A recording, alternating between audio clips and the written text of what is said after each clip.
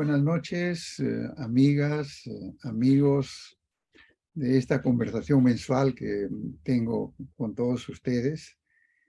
Eh, Esta vez nos toca recibir a María Eugenia Ulfe, que la conocemos todos como Maquena, y que comparte la autoría de un libro con Jimena Málaga Sabogal, un libro que tiene un título interesante para describir el periodo que estudia, ¿no? Reparando mundos.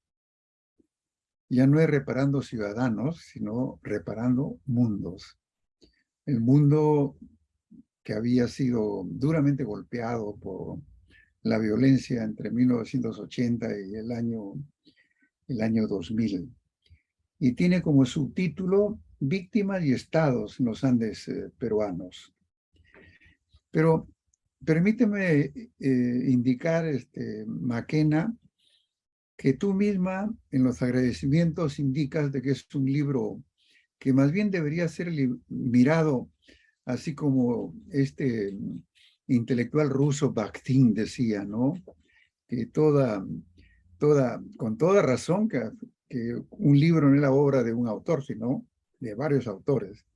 Y tú insistes aquí que no solamente en el trabajo colectivo donde participa Jimena Málaga, y también mencionas a Vera Lucía Ríos y Alicia Noa Alfaro, que, que esos nombres también a mí me han impresionado, porque una viene de la Universidad San Antonio Abad del Cusco, eh, y se reúnen, digamos, muchas experiencias para el trabajo de campo. Eh, yo creo que los que nos escuchan saben, conocen tu trayectoria, saben que eres profesora principal de la Universidad Católica y que hiciste un doctorado en la George Washington University en Washington, en Estados Unidos. Y hay algunos libros que ahora me ha despertado el interés por leer los tuyos, Maquena. Eh, este libro, Danzando en Ayacucho, Música y Ritual del Rincón de los Muertos, ¿no? 2004, que tiene que ver con mucha de la cultura ayacuchana, ¿no? Y luego sobre los cajones, que son los retablos, y una publicación que dice, ¿y después de la violencia qué queda? En realidad, lo que ustedes tratan es de responder a eso en este libro. Y después de la violencia, ¿qué queda? Quedan las heridas, quedan los problemas, queda la memoria, ¿no? Entonces es un equipo que está en los orígenes de este libro que verdaderamente me parece eh, sobresaliente en esta situación en que se habla de la crisis de la universidad peruana, ¿no? En que se habla de que la universidad eh, es un negocio. Ustedes para ustedes muestran que la universidad es un negocio para recuperar ciudadanía, para reparar mundos, para conocer lo ocurrido y para ver, para que realmente llevar la universidad a los lugares, ¿no? Ustedes la llevan a los lugares, pero al final esos lugares vienen a ustedes y marchan con ustedes el 2013. Esa es la parte final del libro que vamos a ver, Maquena. Bueno, esa es como mi introducción, Maquena. Entonces, te decía también que la cronología me parece sumamente interesante. Y hay algo que me llamó la atención, que no tenemos tiempo de detenernos de muchos de los detalles, ¿no? Pero la bibliografía es una bibliografía muy rica, que se va más allá de la antropología, que se va más allá de la sociología y que llega al campo de la filosofía, ¿no es cierto? Con, con Benjamin, por ejemplo, o con otros. Pero hay un epígrafe que me parece muy significativo y me parece que han tenido una enorme suerte de encontrarlo, ¿no? El epígrafe de Jorge Luis Borges. Es una cita de su cuento Funes, el Memorioso, que es un Ujú. cuento publicado por primera vez el 42 y publicado por segunda vez el 44, que nos llamó mucho la atención a mi generación cuando estudiamos el tema de memoria campesina. Pero eh, ¿por qué eligieron este epígrafe, Maquena? Bueno, muchísimas gracias, Manuel, por la invitación, la conversación. Muchísimas gracias también a todo el equipo del Lugar de la Memoria y a las amigas, los amigos, todas las amistades que nos escuchan, ¿no? Em, Primero creo que comenzar señalando que sí, que el Reparando Mundos, Víctimas y Estado en los Andes peruanos ha sido un trabajo de investigación de larga duración, podemos decir, ¿no? Es un trabajo antropológico que tiene una base histórica muy fuerte, que tiene una base también de desarrollo de la antropología visual con las imágenes, por ejemplo, las fotografías que ahí compilamos y sobre las cuales trabajamos en el libro también. Eh, y es un acercamiento metodológico que puede, como tú rescatas y señalas, que es bastante interdisciplinario, a pesar de que, digamos, que hay un predominio de la antropología, ¿no? Tuve la suerte de poder trabajar a lo largo desde el 2011, en realidad, con Jimena Málaga Sabogal, con Vera Lucía Ríos y con Alicia Noa Alfaro, y también después con Miguel Gutiérrez Chero, ¿no? Ujú. Eh, y cada uno de ellos en realidad aporta al libro. Y por eso a mí me parecía importante usar la frase de Bakhtin, de decir que un libro es también las diferentes, digamos, uno no tiene una autoría única, ¿no? Sino que uno recoge las voces de las demás personas, recoge sus puntos de vista, sus aproximaciones, y así como el equipo, digamos, fue bastante diverso, lo fue también el trabajo con las personas, ¿no? Creo que lo que más nos importaba es que el libro presente a la gente, ¿no? Es decir, que sea las personas las que hablen a través del libro, ¿no? Y por eso hay todo un capítulo, en realidad, que va más a describir las propias experiencias de la reparación, ¿no? Y ahí son las personas las que hablan de sus, digamos, sentires, dolores, padecimientos, esperanzas también, ¿no? Em, y ese es un punto, digamos, que a mí me parece importante. Es un libro que trata sobre el Estado, en realidad, ¿no?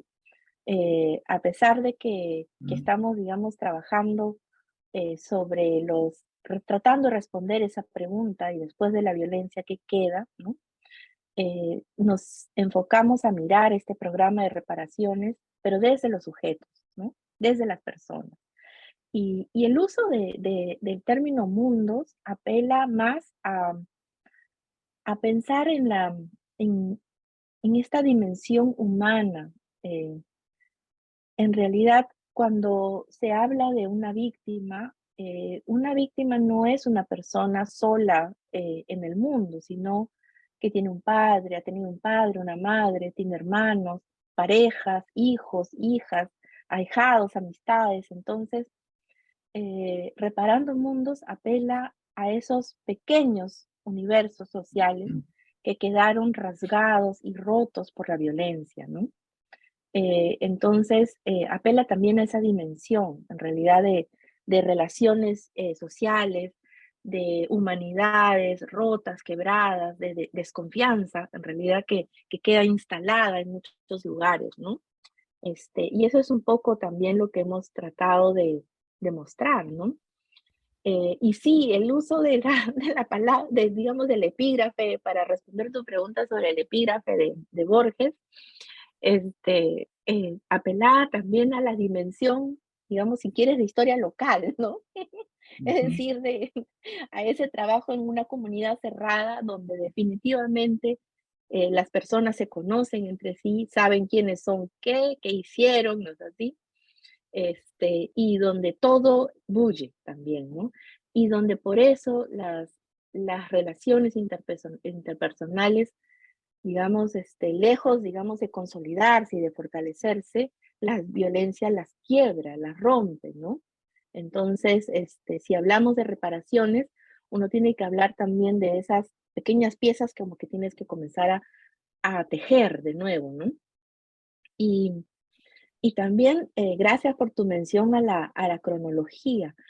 Eso en realidad, mira, no fue previsto. Cuando nosotros entregamos el manuscrito para su publicación, el manuscrito pasa, como siempre, en los fondos editoriales académicos, por revisiones, ¿no? De pares y lecturas. Y fue recomendación de lectores anónimos. Entonces, yo creo que fue una magnífica recomendación, ¿no? Sí. Porque, porque uno como autor a veces no te das cuenta, ¿no? Y piensas que todas las personas que lo van a leer van a entender como tú lo estás entendiendo. Y eso nos hizo como dar un paso hacia atrás a mirar, decir, ok, es un público más amplio que nos va a leer, entonces hagamos una cronología, detengámonos un momento, hacer como las introducciones necesarias para cada sección y eso. Pero sí, eso es un buen punto. Muchas gracias. Tanto el epígrafe como la cronología me han servido para entender que hay un orden cronológico muy significativo y que ustedes resignifican en el libro, porque es un orden cronológico que afecta a las memorias, que afecta a las acciones. Y el epígrafe es la historia de Irineo Funes, que es un gaucho que se cae del caballo, se golpea la cabeza y queda tullido, y luego desarrolla la memoria. Es decir, cómo el drama a él le permite ser un memorioso y recordar todo y convertirse en un virtuoso. Bueno, el gran tema que ustedes estudian de estas incursiones que ahora vamos a recordar son realmente dramáticas que comienzan a ser parte de la memoria de estas personas y de los mundos que ellos habían construido y que están a punto de colapsar, ¿no es cierto?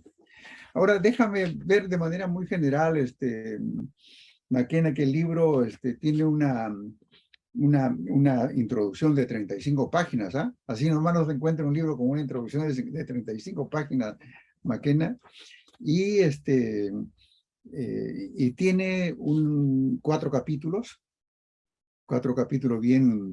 bien articulados y un epílogo al final, donde en realidad ustedes llegan a las conclusiones de manera muy original, porque el 13, que analizan esta marcha del 13, de agosto del 13 o del 28 de agosto, es muy original y por ahí vamos a terminar.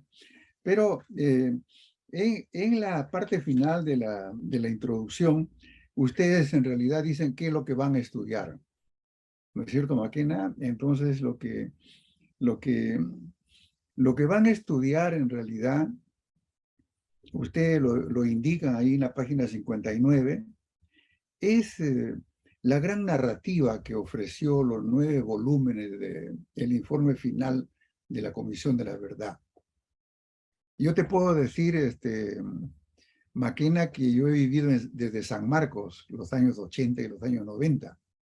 Y te puedo decir también que ignorábamos todo ese mundo que estaba ocurriendo en las 11 provincias de Ayacucho y en la provincia de Junín, en la provincia de Huancavelica y de Apurímac. Y no teníamos una idea muy clara hasta que aparecieron los 9 volúmenes y todo el trabajo, toda esta narrativa nueva nos presenta un país en enormes dificultades. Entonces ustedes parten de 2 afirmaciones que me parecen muy interesantes, ¿no? Que están en esa narrativa, que descubren que la frase de Carlos Iván de Gregori, que la gente vivía entre 2 fuegos. No, en las grandes ciudades como Lima no lo percibíamos con esa claridad, pero en realidad cuando uno toma más conciencia, después de leer tu libro, uno sabe que vivíamos entre 2 fuegos por todas partes. con la diferencia que en el caso de Ayacucho el fuego era fuego directo de las armas, y en el caso de Lima era fuego directo de las ideas, de la política, de las polémicas, de los debates. Y la otra bueno, tiene una enorme riqueza, pero como tú ves, Maquena, no nos podemos quedar en algunos puntos, pero así como se vivía entre dos fuegos, y literalmente en algunas regiones rurales, eh, el segundo punto que le llama la atención es que había un Estado inexistente, que había un Perú oficial, y como decía Basadre, citan al maestro Basadre ustedes, había el Perú profundo, y que si bien el Estado existía en el Perú oficial, escasamente se ve presente en el Perú profundo. Entonces, eh, este libro cuenta todas estas dos historias, ¿no? Entre dos fuegos, el Perú que se ve en Lima y el Perú que en realidad existe en las regiones rurales, a partir, a partir de dos casos específicos. ¿No es cierto, Maquena? Lucanamarca y Huancazancos. Sí. No sé, Ujú. nuestros amigos que están escuchándonos y amigas, eh, no importa que nos sigan tan literalmente, pero tampoco es muy fácil entender que Huancazancos es una provincia que está ahí bastante cerca de la capital de Ayacucho y que tiene sus distritos y que ustedes han trabajado ahí. Entonces, se plantean el problema entre dos fuegos, se plantean el problema del Perú oficial y lo estudian casi monográficamente a partir de casos específicos. ¿Qué me dices, Maquena, eso? Sí, nosotros decidimos, digamos, comenzar el libro más bien problematizando eh, esta, de un lado, el trabajo de Carlos Iván, que en realidad nace de un artículo que él publica en la revista Quehacer en 1985, donde describe la situación de lo que estaba pasando, porque es un artículo que en realidad lo va escribiendo mientras las acciones van sucediendo, ¿no? De poblaciones que están atrapadas, ¿no? En medio de la violencia, ¿no?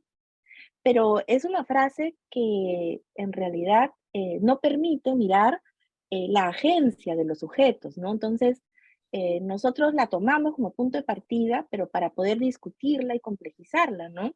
Y decir que, miren, los sujetos, las personas, tomaron decisiones cuando tuvieron la violencia encima, tomaron, digamos, las cosas no fueron tan blanco y negro como a veces se presentan, ¿no?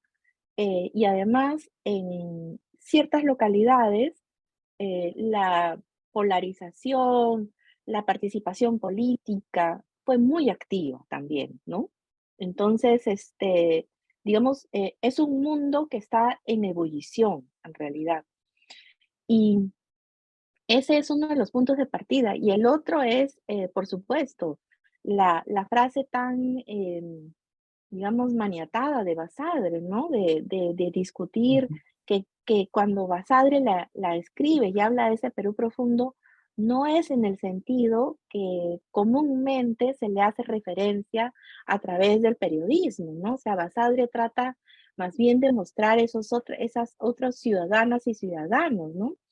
Y para nosotros nos era importante señalar cómo Huancazancos, en realidad, que existe como provincia recién desde 1984. Antes era parte digamos, de toda esta gran provincia que era el Cajuamán, Cangallo, ¿no? Este, Huancazancos, Lucanamarca, Saxamarca, Carapo, son comunidades, localidades altas en Ayacucho, que siempre han tenido mucho ganado.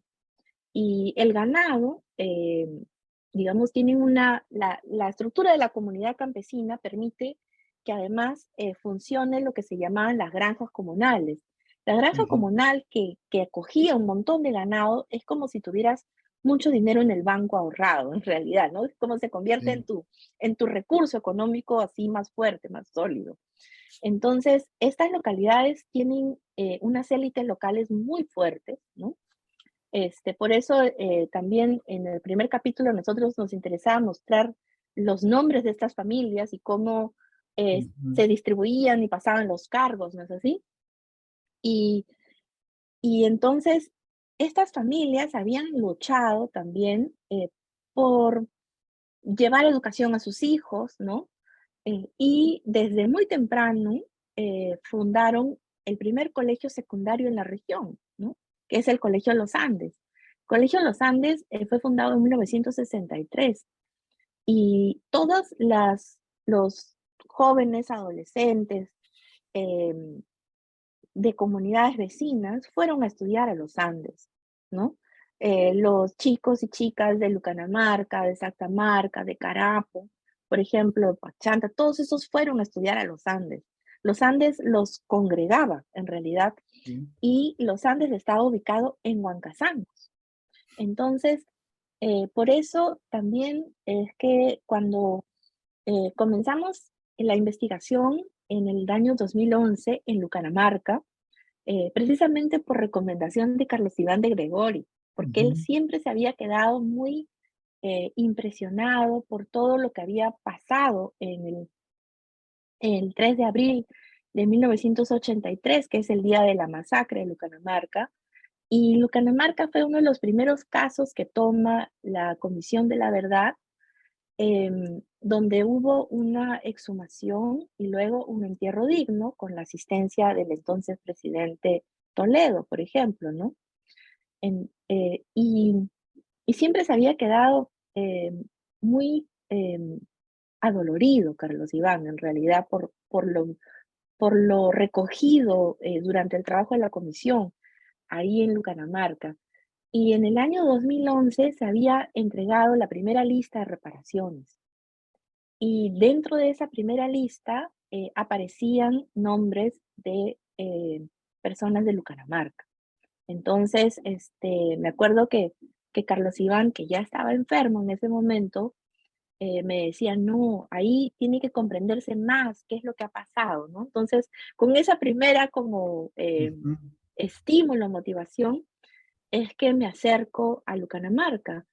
Y cuando uno comienza a trabajar, cuando comenzamos a trabajar en Lucanamarca, las referencias a los Andes, las idas y venidas a las ciudades de Ica, de Ayacucho, de Lima, te hablaban que habían construido un estado para sí, en realidad, ¿no? De un ujú. lado que habían hecho, tenían un estado que les funcionaba, y de otro lado que era imposible trabajarlo, digamos, de forma independiente, si es que no se veía en relación a la dinámica regional del ganado, de, digamos, de esa élite tan fortalecida que había ahí, ¿no? Entonces, por eso es que, digamos, nos ampliamos a Huancazancos, hicimos una pequeña entrada también en Saxamarca, en Carapo, en realidad, es donde menos trabajamos. Digamos, mucho más fuerte fue Lucanamarca, Huancazancos y digamos, un pedacito que hicimos en Saxamarca, Samar. ¿no?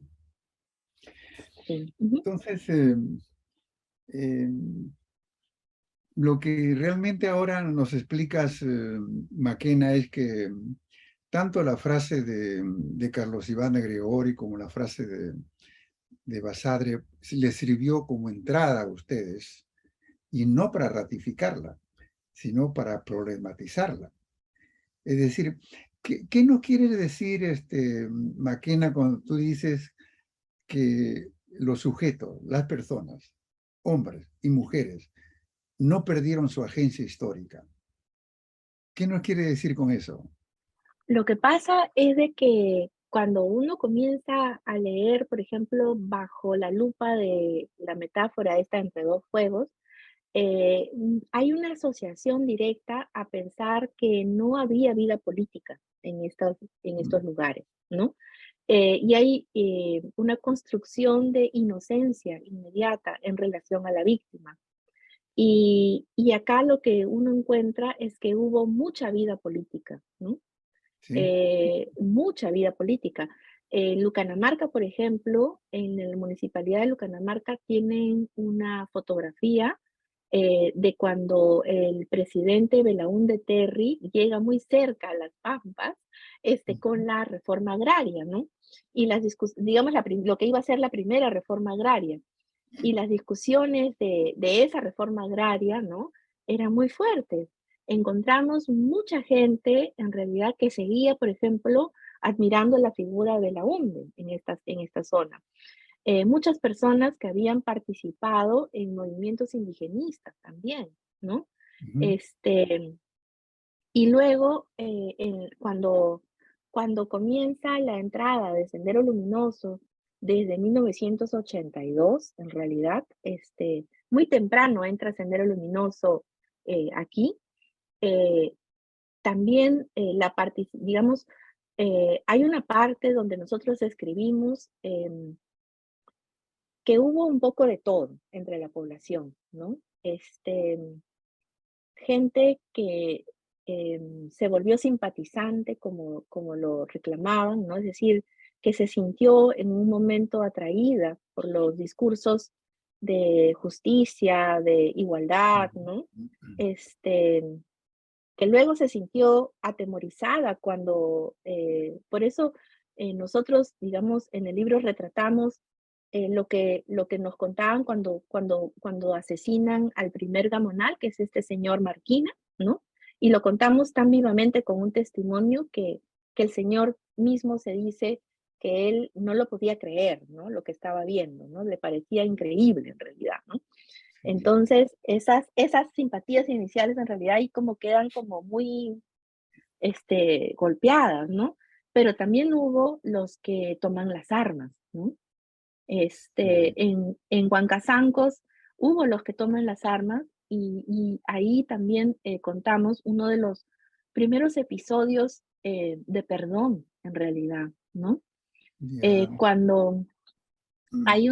hay un momento muy difícil eh, que sucede temprano también, hacia el año 1984, que hubo una incursión de Sendero, ¿no?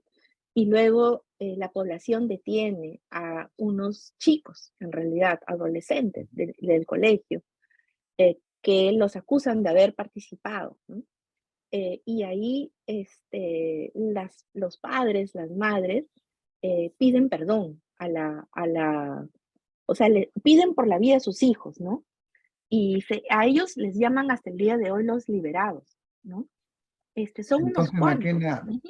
actuaban políticamente, no tenían opciones, Actuaban, no, participaban, actuaban, ujú, podían ser, participaban, como ustedes dicen, víctimas y perpetradores, o perpetradores y víctimas, y estar en exactamente. uno y en el otro bando, de acuerdo a las circunstancias. Pero la otra cita de Basadre, don Jorge Basadre, como tú imaginas, yo conocí y conversé con él, y tenía esta cifra que era esta expresión, esta cita que, que el Perú profundo no llegaba al Perú oficial, pero ustedes demuestran que sí llegaba. El año 63 se funda el Colegio Los Andes, y el Colegio Los Andes, como tú dices, fue una gran noticia. Y se funda no porque el Estado era buena gente, ni porque Belaúnde era buena gente, sino porque la gente lo demandaba. Y la gente lo demandaba porque ellos querían educación. Ujú, Y antes la buscaban en otro sitio, la buscaban en Ica, en Chincha, en Lima, en la misma capital, en Ayacucho. Pero cuando se funda el colegio se funda en una sociedad, como tú dices, que tenía una élite, que tenía diferencias sociales, que habían ganaderos, que habían ujú, agricultores con fincas un poco más grandes y con rebaños un poco más grandes. Es decir, había una sociedad estratificada. Y esos señores que ocupaban la élite eran autoridades, sí, tenían cargo de autoridades, tenían cargo de director del colegio. Es decir, ujú, había un mundo organizado socialmente. Y eso es probablemente lo que no se percibe desde lejos. Y uno de los grandes aportes de ustedes es reconstruir ese mundo con diferencias sociales, al cual Sendero llega con algún conocimiento. Entonces, el colegio, yo te digo, como tú lo has mencionado, Maquena, el Colegio de los Andes me parece interesante, porque el Colegio de los Andes, ¿cómo imaginas tú, Maquena, que ha funcionado el Colegio de los Andes entre el 63 y el 78, 79? ¿Cómo lo imaginas? Por lo que, por lo que contaba el hijo de Ananías Sumari, que es uno de los que lidera, digamos, la comisión desde Huancazancos para la creación del colegio, eh, y por todos los recortes de periódicos y notas que, que obtuvimos en realidad, Ananías Sumari fue un personaje muy interesante. Él no solo funda los Andes, él funda otros colegios en Tacna y en Moquegua. Este, era una persona que veía realmente en la educación un canal de movilización social y que entendía la necesidad de que los hijos de Huancazancos, de Lucanamarca, Saxamarca, de Carapo estudien en realidad, ¿no? Fomentaba mucho, mucho eso, ¿no? Entonces, los primeros maestros en realidad fueron los mismos que participaron en la comisión de creación del colegio, ¿sí? Ellos fueron los primeros profesores de los Andes, y alojaban a los estudiantes que venían de comunidades vecinas, ¿no? Los alojaban en casas. Entonces, había una convivencia también muy grande entre ellas y ellos, ¿no? El mismo, por ejemplo, Olegario Curitomay, que luego, digamos, se convierte en el líder senderista en Lucanamarca, estudia en los Andes, por ejemplo, ¿no? Este, entonces, todos, y creo que también por eso es la cita de Borges, todos se conocen allí. ¿Sí? Sí, todo se propaga en el pueblo. Tú Sí. sabes, Maquena, que yo soy historiador Ujú, ujú, y que el acompañante de Bolívar en las campañas entre el 23 y el 26 que el Bolívar estuvo en el Perú era Simón Rodríguez. mm, Y Simón Rodríguez le decía a Bolívar que por donde van deben fundar colegios laicos, escuelas laicas. Y así lo hicieron. Iban creando escuelas en las poblaciones. Lo que pasa es que Bolívar se fue después. Y lo que decía Simón Rodríguez es dejar los textos anteriores y hacer que en las escuelas el texto sea la naturaleza circundante, mm, entender ese mundo. Y yo tengo la impresión, por lo que ustedes dicen, que en los Andes se enseñaba el currículo nacional, ujú, que es bueno que enseñen que es parte del país y que, ujú, que comparten, pero era muy bueno también que enseñen a descubrir su propia realidad. ujú. Entonces, el colegio era un colegio de inserción dentro del país, ¿no es cierto? Entonces, voy a tomar una fecha. No quiero ir por los cuatro partes del libro para que podamos avanzar en las cosas Ujú. que tú has mencionado, ¿ah? El colegio, las clases sociales, los diferentes niveles de riqueza. ¿Qué pasa cuando Juan López Lizares llega a Huancazanco, llega al Colegio de los Andes? ¿Quién es este Juan López Lizares? Liceras, Dice, sí, no, o sea, hay varias historias de cómo llegan, ¿no? Varias personas cuentan que llega a través, digamos, de convocatorias de profesores, porque eso es un poco lo primero, ¿no? Y no llega solo, es lo otro, ¿no? Llega acompañado de otros profesores y profesoras también, ¿no? Em, López Liceras era profesor de matemáticas, ¿no? Que en realidad, como también están las historias en el libro, no les enseña precisamente matemáticas, sino que les enseña y les habla de materialismo, les hace clases prácticas de, digamos, enfrentamientos y, y se vuelve en realidad el líder de Sendero Luminoso en Huancazancos, ¿no? Em, Nosotros habíamos recogido, digamos, en muchos momentos diferentes relatos, por ejemplo, de cuando la población lo detiene y él muere asesinado. Pero Ujú, nunca habíamos, y eso creo que es parte también de cuando uno hace un trabajo por largo tiempo en un determinado lugar. Creo que eso es parte también de la riqueza de la etnografía en sí, o sea, del trabajo etnográfico y del trabajo de campo, es que en solo una ocasión una mujer nos dijo que ella había estado allí, ¿no? ujú. Y que ella había golpeado el cadáver de López Icero, ¿no? O sea, eso fue muy fuerte, honestamente, ¿no? Pero lo que también hay que señalar y que se dice muy poco es que Lucanamarca, Saxamarca, Huancazancos, si bien fueron de las primeras comunidades em, donde Sendero Luminoso toma el control entre lo que es finales de 1982 e inicios y los primeros meses de 1983, son también las primeras comunidades que se sublevan a Sendero Luminoso, ¿no? Sí. Entonces, ahí también uno rescata la acción política de los sujetos sociales, ¿no? O sea, ellos se levantan ante Sendero Luminoso y fueron duramente golpeados por Sendero Luminoso, ¿no? Duramente golpeados. O sea, en Saxamarca está lo que se conoce como la batalla de Saxamarca. Bueno, Lucanamarca queda marcado con los 69 personas asesinadas el 3 de abril. Huancazancos Ujú. queda marcado con lo que sucede en el 83 y en el 84, sobre todo, ¿no? Sí. Entonces, fueron duramente golpeados, en realidad, ¿no? Y yo creo que la acción política funciona en esos digamos, en toda esa, podemos decir, en esos distintos momentos, ¿no?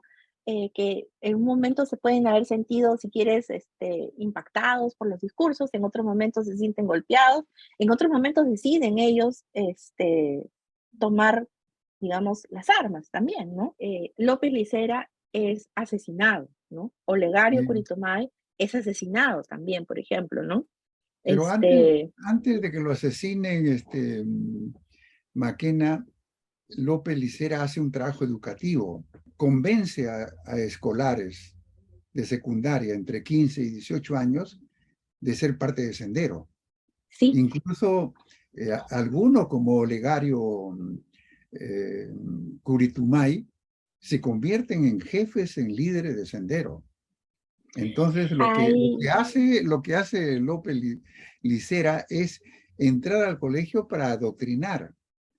Es decir, lo contrario que decía Simón Rodríguez, ¿no? y lo contrario con lo que nace el colegio mismo, ¿no? Que era, digamos, la apuesta de Ananías Sumari, ¿no? Que era construir, Ciertamente. digamos, ciudadanas y ciudadanos, ¿no? López Licera quiebra, digamos, esas ideas, ¿no? Y por eso a mí me parecía en realidad relevante mostrar el proceso mismo, es decir, de una ciudadanía que busca acercarse al Estado, hacer crecer y funcionar el Estado en su comunidad. Sendero Luminoso que les roba y les rompe, ¿no? Con Sí. su, con su, con su irrupción, porque les quiebra todo, honestamente. Y claro, deja sembrada su ideología, ¿no? Y El otro punto que es también bien poco discutido y que creo que lo mencionamos, pero no mucho, tampoco con mucho detalle, solo en algunas partes, es que tenemos también que pensar que nuestro conflicto fue un conflicto entre jóvenes. Fue un conflicto, todos eran chicos, eran menores de edad, eran escolares, colegiales, o digamos 17, 18 años, 19 años. Esas eran las edades que tenían. ¿Sí? ciertamente. ¿Sí? Entonces, permíteme, Maquena, quedarme en Juan López de Licera, que me parece fascinante este personaje. Es una avanzada de Sendero Luminoso. y el año 80, 81, él hace proselitismo, él hace acciones. Del proselitismo pasa a las acciones cuando se produce Lila en Churchill, ¿no? En mayo del 18, del 80. Eh, y él pasa a las acciones. Y hace dos acciones, eh, digamos, que sorprenden y a veces son aceptadas por la población. Los arrasamientos. ¿Qué son los arrasamientos? Es una cosa que ustedes lo presentan de manera detallada y que no se conoce tanto los arrasamientos. Los ¿Qué no? arrasamientos, mira, y eso es, si quieres, y a mí me parece importante también decirlo, lo que pasa, hay una serie de trabajos bien clásicos en antropología que muestra las, los conflictos que existían entre comunidades de altura y comunidades de valle, ¿no? Muchas veces las comunidades de altura eran las comunidades que ostentaban tener mucho ganado y pastos comunales, ¿no? Y las de valle, digamos, se caracterizaban más por sus cultivos. Los arrasamientos hubo hasta 3 en realidad, y lo que hicieron fue invitar a poblaciones de comunidades de zonas bajas a distribuirles el ganado comunal, ¿no? O sea, distribuirles sus granjas comunales. ¿Y Los el arrasamientos, ganado de quién era, Maquena? ¿El ganado de quién era? el ganado era ganado comunal de las granjas comunales, es decir, las granjas de la comunidad, y aparte ganado de ciertos propietarios, era lo otro, ¿no? Entonces, Sí.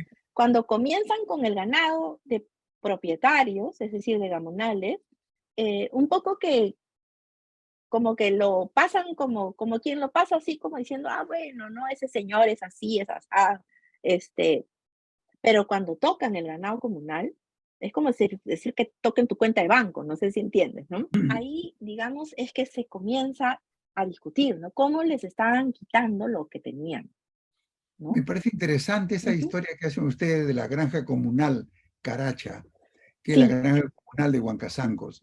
Era la granja comunal que la tenía el arzobispado, que lo manejaba desde ujú, Ayacucho y que tenía algunos representantes ahí para el mantenimiento. Y Sendero ataca a los rebaños de ricos, relativamente en relación a la población, y ataca a la granja comunal. Me parece poco inteligente atacar la granja comunal. y En- llama a los que son de abajo, que era el Exactamente. otro punto, llama a los que son de abajo, que era como la rivalidad, levanta esas rivalidades, digamos, intercomunales que habían en la zona también. ¿M? Y después procede la ejecución de Alejandro Marquina. Sí, Y cuando procede la ejecución de Alejandro Marquina, la gente comienza a tener una imagen más real de Sendero. sí, Ya no es Juan López Licera hablando de la liberación, no del tiempo nuevo, sino que eran ya acciones concretas que ellos no podían entender. sí. Entendían el arrasamiento cuando recibían un poquito de ganado, ¿no? Que mataban a los ganados, mataban a los ovinos, mataban a los vacunos y los repartían. Pero después, cuando matan a Alejandro Marquina, ya ya no entienden más. El asesinato de Marquina, en una de las secciones utilizamos el testimonio de un señor que estuvo allí, y él cuenta cómo, digamos, lo explica de una manera muy vívida y cómo se sintió que no era un hecho real, ¿no? Hasta que ve la sangre, hasta que tiene que mirarlo, o sea, cómo, digamos, él va cayendo en esta cuenta de que estaba pasando una atrocidad, ¿no? Ahí viene todo el desenlace, en realidad. Viene la reacción de la población. Y este Juan López que estamos tomando como el ejemplo más nítido, ¿no? Que era maestro, que era proselitista, que crea nuevas autoridades, descarta a las autoridades anteriores y ponen nuevas Sí, autoridades por varios distritos. Finalmente, en una suerte de respuesta de la población, es ejecutado, sí. ¿no es cierto? Es ejecutado, digamos, antes que nos llame la atención los sucesos de Ilave, ¿no? De un alcalde asesinado por la población, él es asesinado por la población. Y con O una sea, participación significativa de las mujeres. ¿Es sí, así o me equivoco? no es así. El testimonio que recogemos fue de una mujer. ¿M? Ahí. ¿Cómo explicas eso, Maquena? Es que lo que pasa es que en los estudios de violencia hay una suerte de exotización del papel de las mujeres, ¿no? Al cual, digamos, se las describe mucho como guerrilleras, o la participación de mujeres en sendero, ¿no? Hay todo un trabajo que se hace en esa línea, este, que es muy, digamos, importante, ¿no? Discutir, pero se habla muy poco de esas otras mujeres, no sé si entiendes. Y tampoco digo de las mujeres que lucharon en el campo de los derechos humanos, ¿no? Que formaron asociaciones como ANFACEP, por ejemplo, que es, digamos, un trabajo y un ejercicio, pues, vital, ¿no? Pero hubo otras mujeres que en sus comunidades hicieron otras cosas, ¿no? Por Y que ejemplo. defendieron sus comunidades, ¿no es Y cierto? defendieron sus comunidades, exactamente, ¿no? Y defendieron a sus hijos, porque también las que piden perdón, sobre todo cuando fue el caso de los chicos estos liberados, fueron las madres. Ellas piden perdón y ellas además se ofrecen a velar para que el hijo no vuelva a hacer nada, más o menos, ¿no? Esos 4 distritos que he mencionado, ¿no? En Huancasancos, Sancos, Lucanamarca, Saxamarca y Carapo, se acelera la historia el 80, 81, 82 y el 83. En esos 4 años llega Sendero, los catequiza, y luego llega el ejército e Sí. instala sedes, bases militares. Y los campesinos eh, tienen su propia agencia. Ellos deciden que el discurso inicial del 80-81 les pareció interesante, que de Ujú. repente la de repartición de bienes les pareció interesante. Pero cuando empezaron las acciones terroristas de Sendero, ellos se sintieron también tocados por eso y estaba el ejército en las puertas. Y entonces pasan, eh, hay como un cambio de toma de posiciones que ocurre en Lucanamarca, que ocurre en el lugar donde, en Sancos, Ujú. que más han estudiado. Entonces, estos 4 años le enseñaron mucho a Sendero y no aprendieron.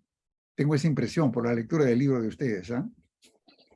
Que, Sí, uno de de las cosas que además, bueno, nosotros mostramos, digamos, cómo construyen ese estado para sí, y el colegio es como la, la muestra más palpable de eso, cómo entra Sendero y les quiebra todo, pero después entra el ejército, y el ejército, digamos, llega en su faceta más represora, en realidad, ¿no?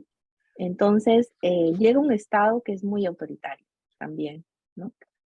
Eh, hay ahí mención a las veces, por ejemplo, que queman la biblioteca del colegio, ¿no? O sea, la sí, biblioteca del Colegio Los Andes fue incendiada 2 veces, ¿no? Colocan a un director que había sido un joven, en realidad, que había regresado a visitar a su familia, lo colocan de director por varios años y los obligaban a jugar los campeonatos de fútbol, y cuando ellos, digamos, los militares perdían los campeonatos de fútbol, encima a los pobres que habían ganado, los sometían a golpes y torturas, ¿no? Por haber perdido. Y hacían cosas así, que en realidad no venían al sí. caso. Espero que nos hayan podido seguir bien en esta cronología, ¿no? Yo creo que esta cronología, que la gente de los lugares lo sabe muy bien, tiene una enorme repercusión en la vida de las personas, ¿no? Si en algún momento un hijo adolescente del colegio era simpatizante por el discurso de Juan López Licera, queda en la memoria colectiva. Y me refiero en el caso de Lucanamarca a Olegario Curitumay, ¿no? Toma ahí. Ujú. Que se convirtió en líder y cómplice de Sendero y que después el padre lo paga y los hermanos lo pagan y quedan como marcados dentro de la población. Es decir, eso, eso va a marcar no solamente a los Curitumay, sino a muchos otros que eran de los grupos, como ustedes llaman, las pequeñas élites locales de las comunidades, ¿no? Que tenían más rebaños, que tenían más tierras y que tenían más acceso a la educación y que fomentaban incluso la educación. Entonces, el año 84 es clave. Sí. Sendero había perdido casi todo Huancazancos Ujú. y había perdido muchos otros lugares. Sí. Y, y hay otra parte que no podemos tocar porque el tiempo no nos permite, pero así como hay la escuela, el colegio, así como hay los Andes, después hay las rondas, los Eh, comités de autodefensa. sí, pero Y en esta luego, zona no hubo, en realidad. ¿M? En esta zona lo que tienes es la base militar. Tienes una presencia en la base sí, militar muy fuerte y sí los obligaban a convertirse, no, no diría que actuaron como comités de autodefensa, pero sí actuaron, digamos, los obligaban a hacer las rondas alrededor del territorio y a vigilar, sí, ¿no? Los colocaban en puntos de vigilancia, eso sí. Pero ciertamente, no hubo la estructura como sí en otros lugares, ¿no? sí. Como tal. Pero Y el Estado que el, llega, Maquena, el Estado que llega con una base militar, no es el Estado benefactor ni el Estado desarrollista, es un Estado represor y autoritario. sí, Entonces, esa expresión de Carlos Iván, vivir entre dos fuegos, sí era en realidad vivir entre dos fuegos que apuntaban sin pensar mucho, ¿no? eso fue muy difícil. Lo que cuentan es que los años de la base fueron muy difíciles, ¿no? Este, em, Era muy difícil también el tránsito entre comunidades, el tránsito hacia las ciudades, que estas poblaciones siempre la han tenido, ¿no? Muchos huyen, en realidad, se van a vivir sobre todo a Chincha, a Ica, a Ayacucho, otros a Lima también, ¿no? Entonces, es como una expulsión de personas, ¿no? Este, se, en el año 84 se provincializa Huancazancos. Ya en el año 83 se crea el otro colegio secundario en Lucanamarca, que es el Salazar Bondi, ¿no? y también Se autoriza. Ujú. me llama la atención, Maquena, que el Colegio de los Andes se llama Los Andes, ¿no? Y que el Colegio de Lucanamarca se llama Augusto Salazar Bondi, cuando algunos habían propuesto que se llame Túpac Amaro II. Ellos decidían los nombres de sus colegios, pero cuando lo presentaron, le dijeron que no, que Tupac Amaru era un revolucionario, y que cómo iba a llevar el nombre de un revolucionario. Bueno, era el año 1983, ¿no? Sí, Entonces le dijeron, búsquense otro nombre, y se buscaron un nombre así de un escritor, dijeron, ya, ¿sí? y correcto, ¿no? Porque era el nombre de una persona que había trabajado el tema de la educación y el tema Ujú. de una educación nacional. Entonces, que tus lectores descubran todo lo que ahora puede haber quedado un poquito muy intenso, pero sí que hay una cronología, que hay una geografía, que hay momentos diferentes en que las poblaciones deciden por uno o por otro, pero que al final, en esa incursión final del 92, en Mm, que muere este señor, Ananías, ¿no? Que fue el fundador del colegio y muere por un ataque, una incursión senderista, que ya destruyeron también el mixto y el Volvo de Lucanamarca, ujú. que eran grandes adquisiciones, Maquena. Importantes adquisiciones. Cuando el mixto en Lucanamarca, hubo tres mixtos, o sea, hay uno que todavía funcionaba cuando yo estaba yendo en 2011, 2013 todavía funcionaba. Después, 2015, 2016 ya no funcionaba el mixto. Pero todo cambia en la historia del Perú cuando en septiembre del año 2000 se publican los videos, los famosos Vladi videos, y se produce una transición muy rápida, ¿no? En, en, en noviembre del 2000, Valentín Paniagua ocupa la presidencia de la República. Él ocupa por 9 meses, entre 8 y 9 meses, y luego en su periodo se crea la Comisión de la Verdad. Y luego la Comisión de la Verdad nos revela esto que estamos conversando, esto que no se conocía en Lima.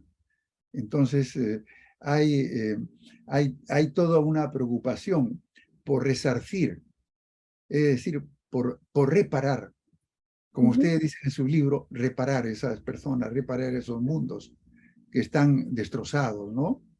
Y se crea una comisión especial. Se crea el Consejo Nacional de Reparación. Sofía Mager estuvo ahí en los 6 primeros años de organización y de eso. Pero eso es algo que también en el Perú no se conoce ahora, ¿no es cierto?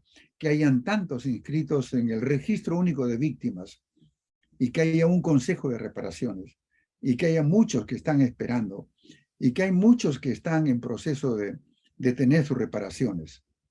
¿Cómo dirías de que, si me permites ir ya al epílogo, ¿no? El epílogo que ustedes hacen, lo hacen a propósito de esta marcha del 28 de agosto del 2013, 10 años del informe de la Comisión de la Verdad. ¿Tú crees que se había avanzado mucho, regular o poco?